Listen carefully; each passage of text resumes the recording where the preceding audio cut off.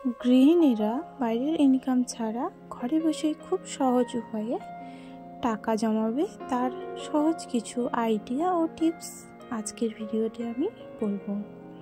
তো আমি কিভাবে সহজ উপায়ে টাকা উপার্জন করি সেটাই তোমাদের সাথে শেয়ার করব বন্ধুরা। তো তোমরা সবাই আমার সাথে থাকো।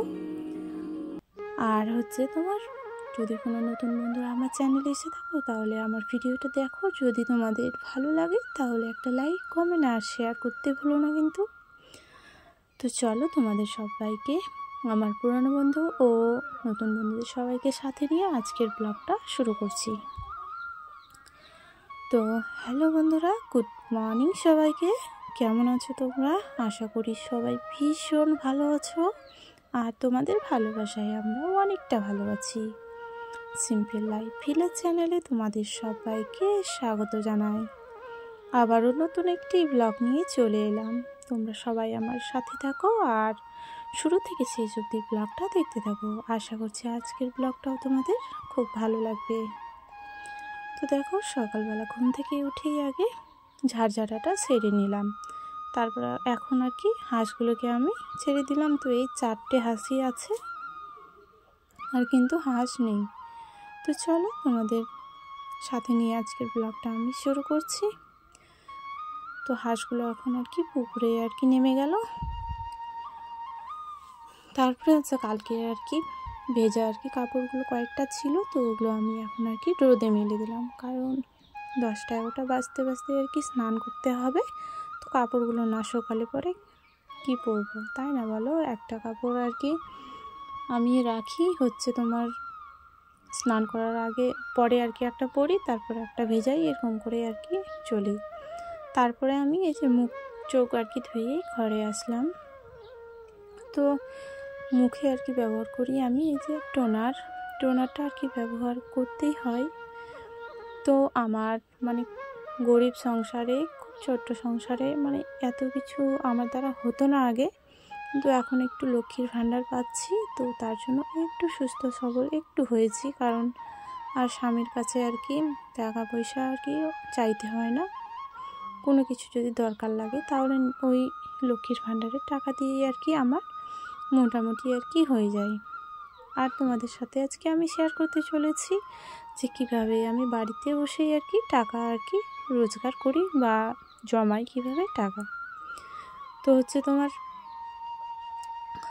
তুমি ধরো, আমরা যেরকম বাড়িতে থাকি, কোনো কাজকর্ম করতে আমি যাই না, তো আমি খুব সহজেই টাকা ইনকাম করতে পারবো। কেন বলো তো? ধরো কোনো সবজিওয়ালা এলো বা আরও কোনো কিছু জিনিসপত্র এলো, সেটা আমি নিলাম। নেওয়ার পরে তোমার দাদাভাইকে বলবো যে ধরো সন্ধ্যেবেলা এলো বাড়িতে কাজ করে, তারপরে বললাম যে এরকম জিনিস নিয়েছি আমি, এত টাকা হয়েছে। তো একটু বেশি বলবো, কারণ তাতে আমার টাকাটা জমানো থাকবে, আর জমানো টাকা যখন আমার স্বামীর কাজে লাগবে তখন আমি সেটা দিতে পারবো। তো সেরকম করেই আমি জমিয়ে রাখি। বলি যে 100 টাকা যদি হয় তাহলে বলি 150 টাকা, তাহলে আমার ওখানে 50 টাকা আয় হয়ে থেকে গেল, সেটা আমি জমিয়ে রেখে দিলাম। আর আমার বাজে একদম খরচা আমি করি না, কোনো কিছুতেই খরচা করি না। যে কোনো জিনিস যদি নেই তাহলে আমি একদম ভাবনা চিন্তা করে নিই, কারণ ভাববো যে এই জিনিসটা আমার কাজে দেবে, তো নাকি ফালতু বসে থাকবে এই জিনিসটা নিয়ে, টাকাটাও বসে থাকবে, এটা দিয়ে অন্য কাজে লাগানো যাবে। তো এরকম চিন্তা ভাবনা আমার। তো খুব গরিব ঘরে আমার বিয়ে হয়েছে গো। তো খুব খাওয়া দাওয়ার কষ্ট নেই, তো টাকা পয়সার খুব কষ্ট আমাদের বাড়িতে। দেখলে বোঝা যায় না, কিন্তু খুব দরিদ্র ঘরে আমার বিয়ে হয়েছে। আমার বাবা মাও খুব গরিব, আমাদেরও ওখানে কোনো জায়গা জমি নেই।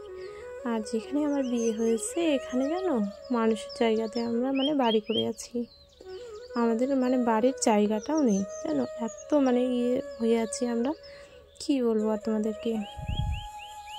তো এগুলো বাদ দাও, আমি তোমার দাদা ভাইয়ের কাছ থেকে এইভাবেই টাকা করে রাখি। আর কোথাও কোনো জিনিস নিতে গেলে আমি আগে ভাবনা চিন্তা করে রাখি যে এই জিনিসটা আমি এই নেব আর এত টাকা এত খরচা হবে, তো তাহলে আর কি সুবিধা হবে জানো, টাকাটা বেশি খরচা হবে না। তো কোনো জিনিস নেওয়ার আগে আগে ভাবা দরকার। তো আমার যদি দুটো শাড়ি থাকে তাহলে আমি আর দ্বিতীয়বার আর কি শাড়ি নেওয়ার আর কি চিন্তাভাবনা ছেড়ে দিই, কারণ আমার সংসারটাকে আগে ঠিক করে রাখতে হবে। আর তোমার দাদাভাইয়ের টাকার প্রয়োজন অনেকই হয়, আর তোমরা আবার আমাকে খারাপ ভেবো না যে আমি মিথ্যে কথা বলে তোমার দাদাভাইয়ের কাছ থেকে আর কি টাকা নেই। না গো, ওরকম টাকা অনেক কাজে লাগে জানো। তো মিথ্যে বলে যদি আমি একটু ভালো কাজ করতে পারি তাহলে মিথ্যেটাও আর কি ভালো জায়গায় যায়, তাই না বলো?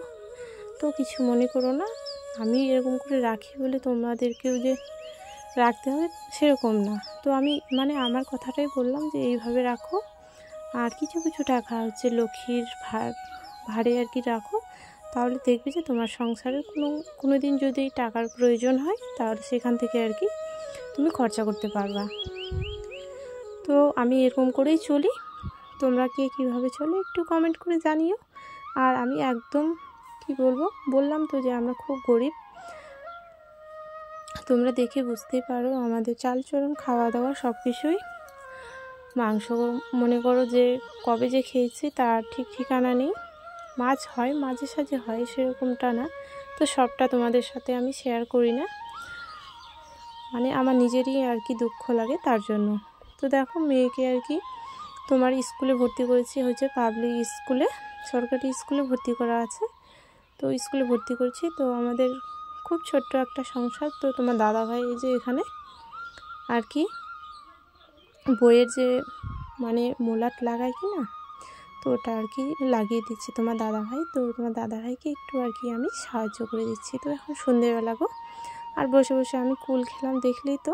তো আমার কি বলবো, মিষ্টি খেতে একদম ভালোবাসি না, আমি টক খেতে খুব ভালোবাসি।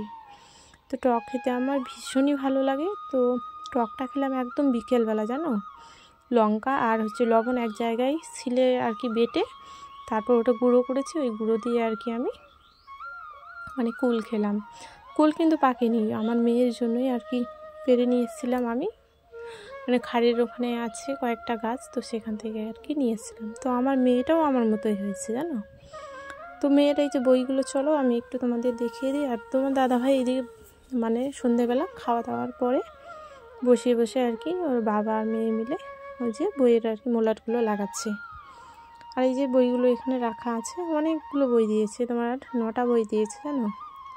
তো আমার মেয়ে অনেকটা বড় হয়ে গেছে, ছোটোবেলার যেগুলো পড়াশোনা না ওগুলো আর কি শিখতে পারিনি, ওই জন্য আর কি ওকে খুব ছোট ক্লাসে আর কি ভর্তি করিয়েছি, যাতে ও ছোটো দিনের আর কি পড়াগুলো আর কি যেন পড়ে আর কি শিখতে পারে, তাহলে পরে আর কি কাজে দেবে। তো এখানে পাবলিক স্কুলে ওটা না যে বড় ক্লাস ছোট ক্লাস, পড়াটা শিখলেই হলো। আর হচ্ছে সরকারি স্কুলে আমার মেয়ে 2-এ পড়ছে।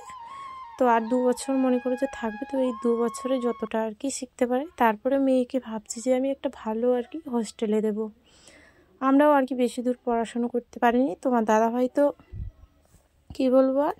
তো চলো আজকের ব্লগটা আমি এখানেই শেষ করছি।